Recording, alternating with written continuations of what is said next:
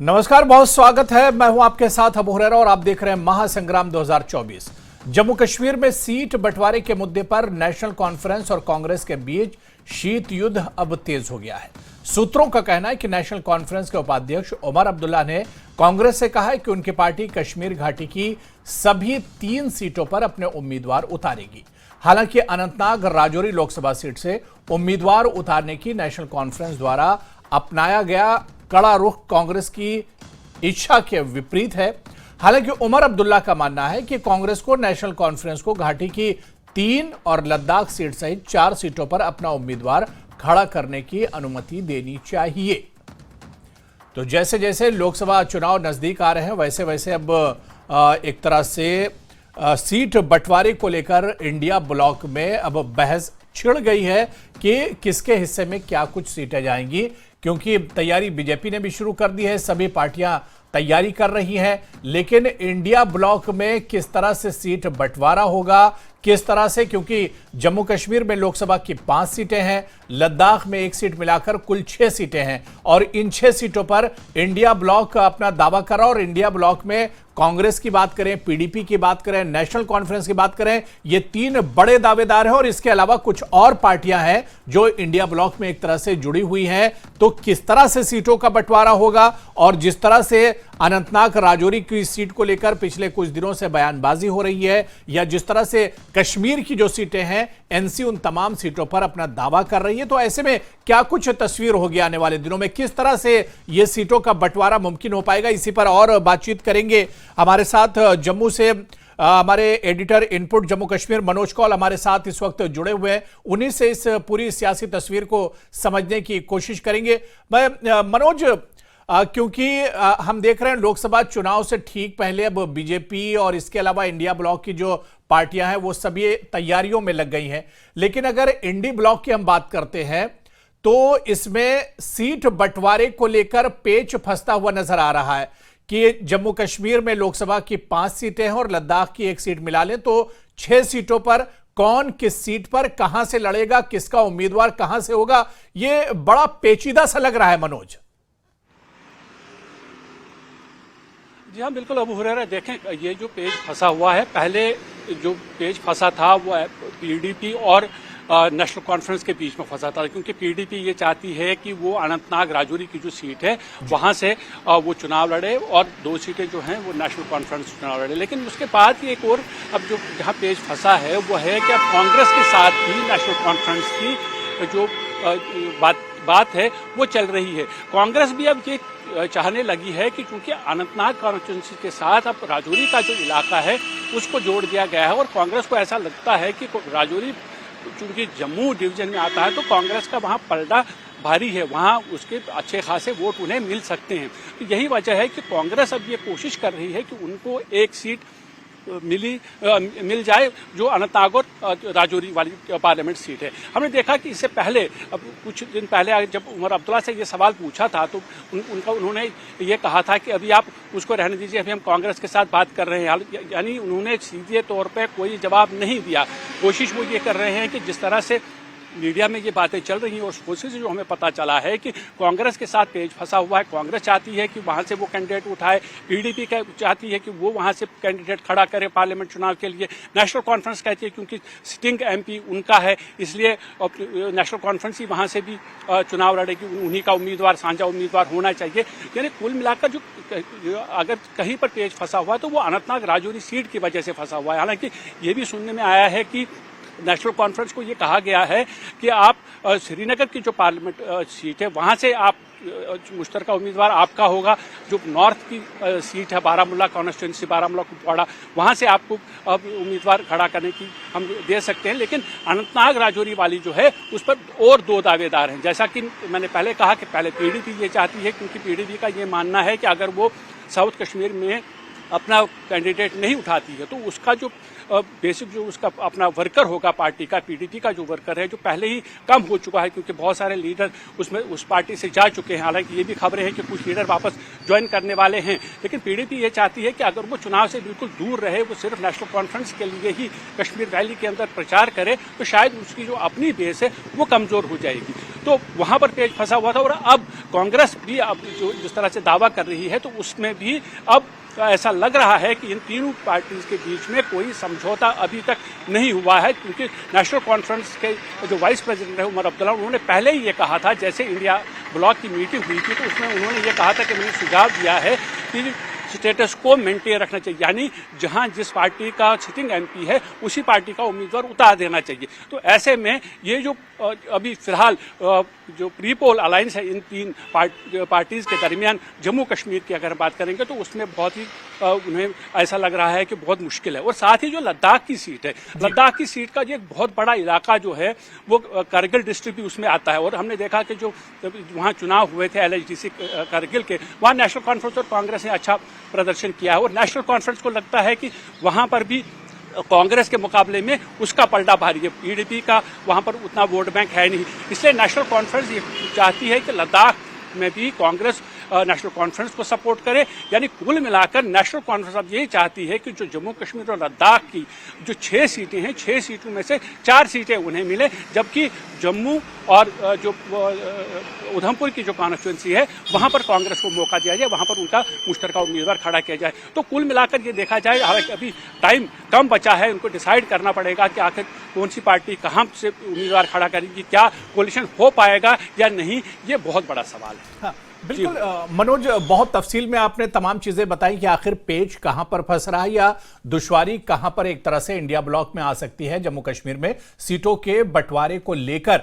लेकिन अनंतनाग और राजौरी सीट की आपने बात की, कांग्रेस ये कह रही कि पिछले 2019 के चुनाव के रिजल्ट अगर देखे जाएं, जो नतीजे देखे जाएं, तो कांग्रेस को 4 लाख से ज्यादा वोट यहां पर मिले थे। लेकिन नेशनल कॉन्फ्रेंस ये कह रही कि हमारे सपोर्ट की वजह से वो तस्वीर वहां पर कांग्रेस की मजबूत हुई थी और कांग्रेस को वहां पर वोट मिले थे।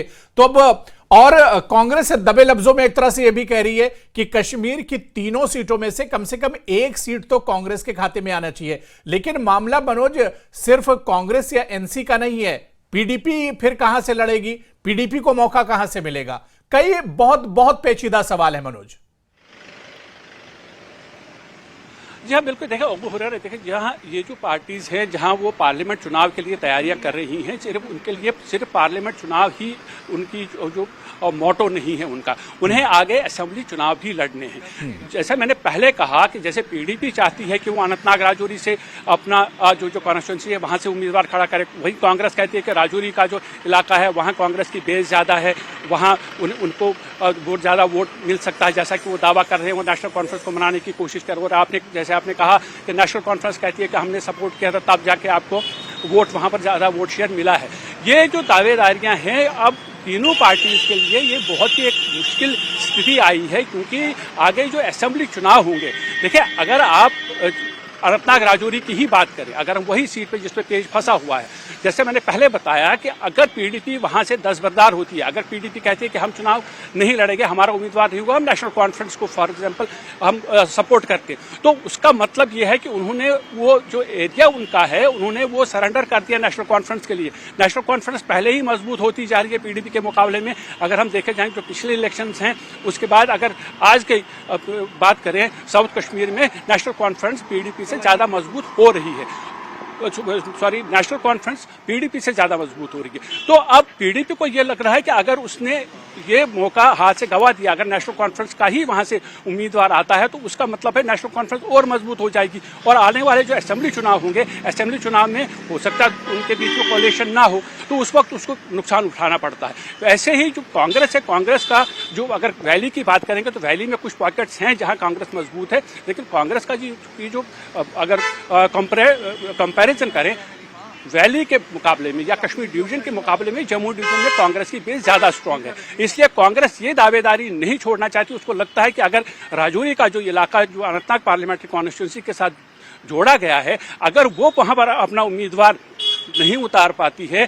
अगर उसको भी नेशनल कॉन्फ्रेंस के उम्मीदवार को ही सपोर्ट करना पड़ेगा, तो उसका अपना जो वोटर बेस है वो कम हो जाएगा, जो असेंबली चुनाव में उसके लिए काफ़ी मुश्किलें पैदा कर सकता है। तो यही वजह है कि जो तीनों पार्टी हैं, ये उनका जो फोकस है वो अनंतनाग राजौरी पार्लियामेंट्री कॉन्स्टिट्यूंसी है। ये पेच इसलिए फंसा हुआ है क्योंकि हर एक पार्टी जहाँ लोकसभा चुनाव चाहती है कि एक साथ लड़े, लेकिन वहीं जब नज़र उनकी रहती है असेंबली चुनाव पे तो उन्हें ऐसा लगता है कि अगर वो एक दूसरे की सपोर्ट करेंगे तो असेंबली चुनाव में उस पार्टी को नुकसान उठाना पड़ेगा जो पार्टी अपना उम्मीदवार खड़ा नहीं करती है। यही वजह है कि फिलहाल इन तीनों के बीच में कोई भी समझौता नहीं हो पा रहा। जी अबू।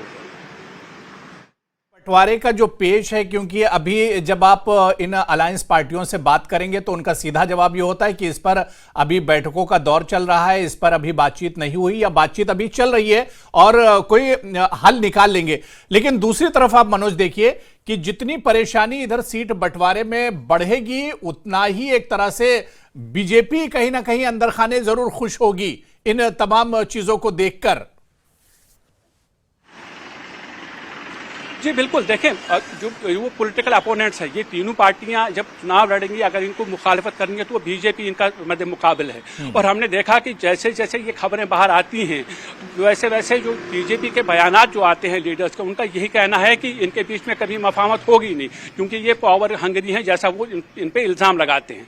तो हमने देखा कि पहले भी जैसे ये बातें गश्त कर रही हैं यहाँ की जो ये तीनों पार्टियां हैं उनके बीच में अभी मफामत नहीं हो रही है, तो बीजेपी का कहना है कि वो इनके बीच में यहाँ मफामत होगी नहीं। जहाँ क्या पूरे देश में इनका यही हाल है, हर जगह पे ये जितनी भी पार्टी इनके साथ है वो अपने अपने मफाद को देख रही हैं। तो यही वजह है कि फिलहाल जो चाहे पीडीपी की बात करें या नेशनल कॉन्फ्रेंस की बात करें या कांग्रेस की बात करें, जब उनसे ये सवाल पूछा जाता है तो उनका साफ यही जवाब होता है कि अभी रुकिए, अभी मीटिंग होने वाली है, मीटिंग के बाद पता चलेगा। जैसे चाहे वो कांग्रेस के लीडर हूँ, चाहे वो नेशनल कॉन्फ्रेंस के लीडर हूँ, चाहे वो पीडीपी के लीडर हूँ, वो कोशिश तो कर रहे हैं इस पर थोड़ा सा पर्दा डालने की, लेकिन अंदर की जो बातें हैं, अंदर की बात यही है कि तीनों पार्टियों के बीच में कोई भी समझौता नहीं हो पा रहा है, कोई भी मफाहमत नहीं हो पा रही है कि आखिर कौन सी पार्टी होगी ऐसी जिसका मुश्तरका उम्मीदवार अनंतनाग राजौरी पार्लियामेंट्री कॉन्स्टिट्यूंसी से चुनाव लड़ेगा। जी चलिए मनोज, अब आने वाले दिनों में ऊंट किस करवट बैठता है या क्या इंडिया अलायंस में किस तरह से बात बनती है, सीट बंटवारा किस तरह से होता है, ये तमाम चीजें देखना बहुत एक तरह से दिलचस्प होगा। बहुत बहुत शुक्रिया मनोज कौल हमारे साथ जुड़ने के लिए और डिटेल में जानकारी देने के लिए। बहुत छोटा सा ब्रेक लेंगे, फौरन हाजिर होते हैं।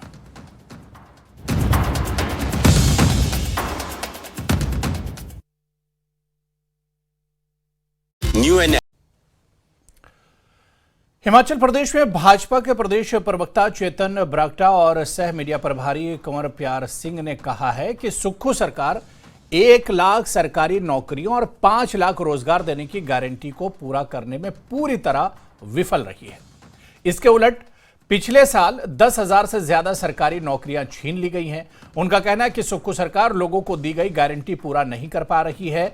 बीजेपी नेताओं का कहना है कि आने वाले लोकसभा चुनाव में लोग सत्ताधारी पार्टी को सबक सिखाएंगे और खासकर युवा सत्ताधारी कांग्रेस सरकार के खिलाफ वोट करेंगे। और इसी पर और चर्चा करेंगे। बहुत खास मेहमान मेरे साथ जुड़े हुए हैं। बहुत जल्दी अपने मेहमानों का आपसे इंट्रोडक्शन करा देता हूं, तारुफ करा देता हूं। मेरे साथ विजय डोगरा जी हैं, कांग्रेस प्रवक्ता हैं। इनके अलावा हमारे साथ प्यार सिंह बीजेपी स्पोक्सपर्सन हैं, वो भी हमारे साथ चर्चा में जुड़े हुए हैं। विजय डोगरा जी और प्यार सिंह जी दोनों का बहुत स्वागत है। मैं सबसे पहले प्यार सिंह जी आपके पास ही आना चाहूंगा क्योंकि बड़ा इल्जाम आपने मौजूदा सरकार पर, सुक्खू सरकार पर लगाया है कि वो गारंटियां पूरी करने में एक तरह से सरकार विफल रही है।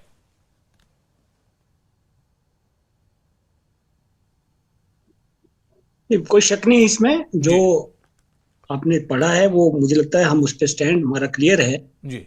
हमने कहा है कि भारतीय जनता पार्टी की सरकार को गए 1 साल 1 महीना हो गया है और प्रदेश में कांग्रेस की सरकार जिन लोक लुभावने वादों को लेकर सत्ता में आई जी, जनता ने उन्हें वोट दिया, आज वो सत्ता में हैं। उन्होंने कहा था कि पहली कैबिनेट में 1 लाख सरकारी नौकरी देंगे। ये सब आप लोगों के पास भी है। माननीय सुखविंदर सिंह सुक्खू जी, उप मुख्यमंत्री मुकेश अग्निहोत्री जी और प्रदेश के अध्यक्ष हैं प्रतिभा सिंह जी, घूम घूम कर उन्होंने हर कंस्टिट्यूएंसी में कहा था कि 1 लाख नौकरियां प्रियंका गांधी जी ने 1 लाख नौकरियां पहली कैबिनेट में दे देंगे। आज प्रदेश सरकार के पास बताने के लिए कुछ नहीं है। प्रदेश सरकार जो नौकरियां थी भी वो भी 10,000 के आसपास, चाहे कोरोना योद्धा हो, चाहे अन्य सरकारी जो आउटसोर्स पे लगे हुए कर्मचारी थे, उनको निकालने के बाद तो 10,000 से ज्यादा लोगों का रोजगार छीन चुका है। और एक भी व्यक्ति को रोजगार ना मिलना युवाओं को किस ओर ले जाएगा, यह सोचने वाली बात। मैं यह भी कहा है भारतीय जनता पार्टी ने कि पिछले 4 साल से 817 एक पोस्ट है कोड, उसमें 4 वर्ष के बाद माननीय उच्चतम न्यायालय का फैसला आने के बाद भी यह सरकार उन 1980 के आसपास उन जो पोस्ट हैं विजय डोगरा जी देखिए, सुक्खू सरकार पर सीधा सीधा बीजेपी का हमला है कि जो वादे आपने चुनाव के वक्त किए थे कोई वादे पूरे नहीं हुए हैं, खासतौर से रोजगार देने का जो वादा है उसमें सरकार विफल रही है। पहले तो ये बता दूं कि पिछली जो भाजपा सरकार थी, क्योंकि कमर प्यार सिंह जी जो आंकड़े भी बता रहे हैं जी, उन आंकड़ों के बारे में मैं एक बात ये बता दूं कि पिछले 5 साल की सरकार में जिस तरह से जो कुछ इनसे बन पाया है, इन्होंने हर कुछ किया।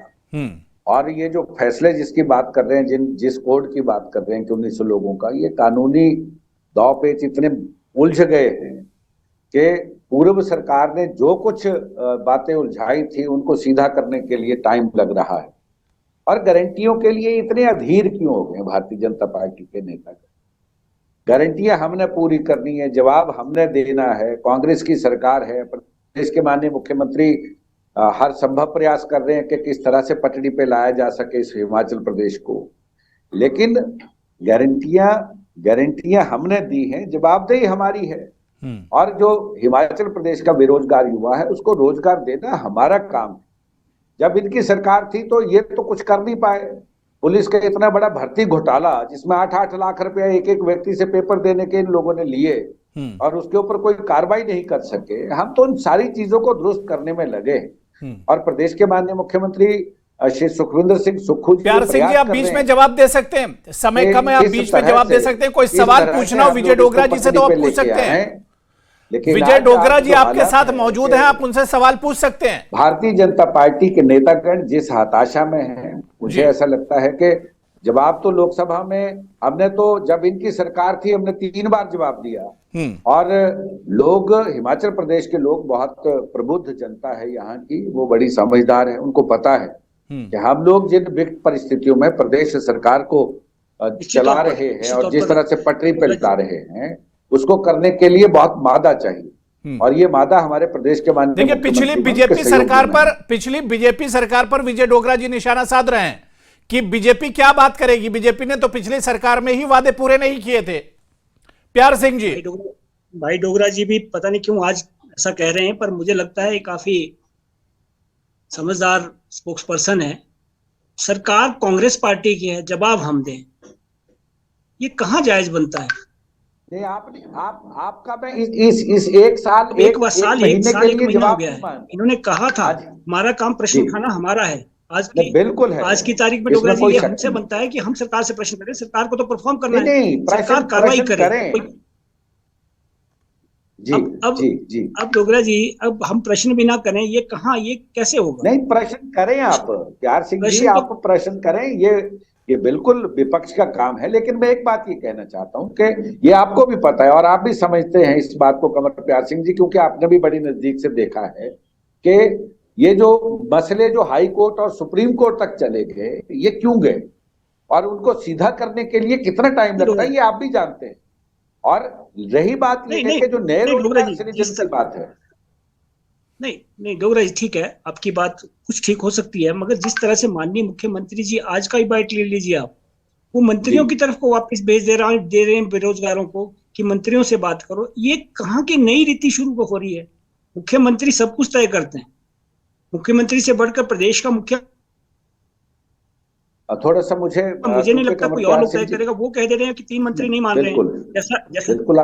बिल्कुल आप ठीक कह रहे हैं, लेकिन इसमें एक बात ये दुरुस्त कर देना चाहता हूँ कि प्रदेश के माननीय मुख्यमंत्री ने डिसेंट्रलाइजेशन का एक सिस्टम अपनाया है कि जिस विभाग में जो नौकरियां निकल रही हैं या जिसका अभी कैबिनेट में बहुत से रोजगार की बात की है और जिसके लिए प्रक्रिया शुरू है, फरवरी के माह में ये सारी प्रक्रिया आरंभ हो जाएगी। और ये इसलिए किया है ताकि मुख्यमंत्री के ऊपर डायरेक्ट लोड ना रहे। जो मौजूदा हमारे मंत्री हैं विभागों के, जिन विभागों में जो लोग रखे जाने हैं वो लोग मुझे लगता है जी नहीं डोगरा जी, वो ठीक है, मगर हम इस प्रदेश को किस तरफ ले जा रहे हैं ये भी हम सभी को सोचना पड़ेगा। पिछले 4 वर्षों से, हाँ, पिछले 4 वर्षों से जिस तरह से कोई 2000 के आसपास नौकरियां तय हो गई थी, उनके रिजल्ट केवल निकलने हैं। माननीय उच्च न्यायालय से लेके सर्वोच्च उच्चतम न्यायालय से भी फैसला आ जाता है, उसके बाद भी अगर अड़चने रहती हैं, नहीं, उसमें एक पहलू जरूर है, असहज महसूस कर रहे हैं जो लागू करने, ये जो JOIT का जो एक मसला था, उस मसले में ये जो 817 कोड की आप बात कर रहे हैं, इस मसले पे पिछले दिनों भी सरकार ने कहा था ये 1900 कुछ पद हैं जिन पदों के बारे में सर्वोच्च न्यायालय से फैसला आया है, तब उसको क्योंकि निचली अदालत से जो क्लियरेंस मिलनी है उसके बाद इनको रखा जाना है। और ये तो जो JOIT है, इन्होंने तो प्रदेश के माननीय मुख्यमंत्री का पिछले साल 2023 में नवंबर में इन्होंने धन्यवाद भी किया है प्रदेश सरकार का कि प्रदेश सरकार इसके ऊपर कार्रवाई करने जा रही है। वो धन्यवाद तो ठीक है, पर मुझे जैसे आज के उनके इंटरव्यूज आए हैं कि माननीय मुख्यमंत्री जी 8 घंटे के बाद उनको मिल पाए, ठीक है, मुख्यमंत्री जी की व्यवस्थाएं रहती हैं, मगर उसके बाद जैसा वो कह रहे हैं कि उन्हें ये कहा गया कि अब मंत्रियों से मिलो, मंत्री के बाद ही मुख्यमंत्री से मिलना होता है लोगों का, और उच्चतम न्यायालय का उनके पक्ष में ऑर्डर है। तो इसमें भी अगर हम कुछ नहीं कर पा रहे हैं तो नए सिरे से जो काम कर रहे हैं उसको हम कहाँ पहुंचा पाएंगे, ये बड़ी सोचने वाली बात। इसमें क्योंकि सरकार बड़ी संजीदगी के साथ सोच रही है, क्योंकि सरकार ने जो वादा किया है लोगों से, जनमानस से, आम जनमानस से जो वादा किया उसको पूर्ण करना हमारा काम है, और हम अगर उसको नहीं कर पाएंगे तो लोग हमें भी वही बात कहेंगे जो आप कह रहे हो।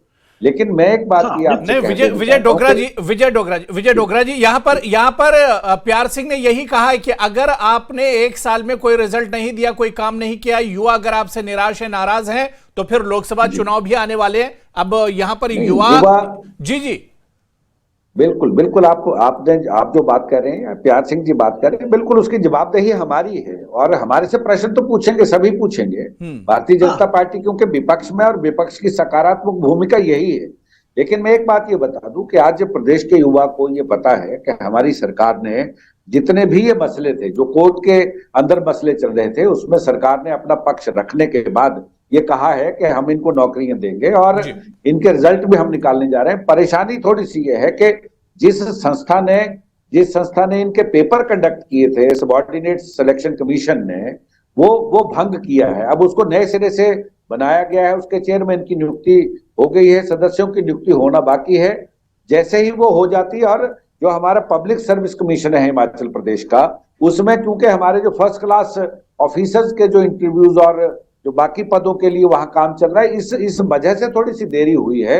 लेकिन प्रदेश के माननीय मुख्यमंत्री ने कहा है कि फरवरी फर्स्ट वीक से फरवरी माह में इसकी सारी प्रक्रिया हम लोग पूर्ण करके इन लोगों को रोजगार देंगे। और बहुत से पद हमने सृजित किए, जिसमें लगभग 26,000 के करीब पद हैं, जिनका फरवरी माह में। प्यार सिंह ये सहमत है विजय डोगरा जी जो बात कर रहे हैं कि आने वाले दिनों में इस पर अब काम शुरू किया जाएगा, सरकार इस पर अब तैयारी कर रही है। मैंने तो भाई साहब पहले भी कहा है कि जिन पोस्टों पे जो 4 साल पहले सरकार ने कोई इनिशिएट लिया था, उस पे जवाब सुप्रीम कोर्ट का फैसला आने के बाद भी महीनों लग जा रहे हैं। सरकार को कोई नियुक्ति करनी होती है, इसको अदरवाइज ना लें डोगरा जी, कोई नियुक्ति अपनी करनी होती है तो शाम को हो जाएगी।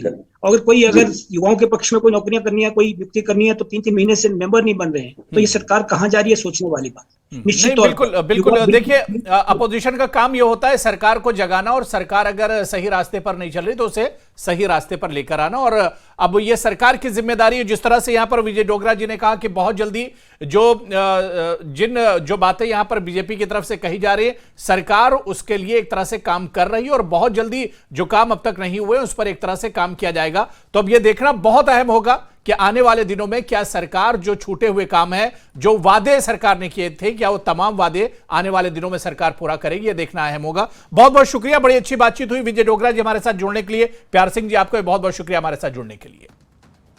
तो महासंग्राम 2024 में आज फिलहाल इतना ही। नमस्कार।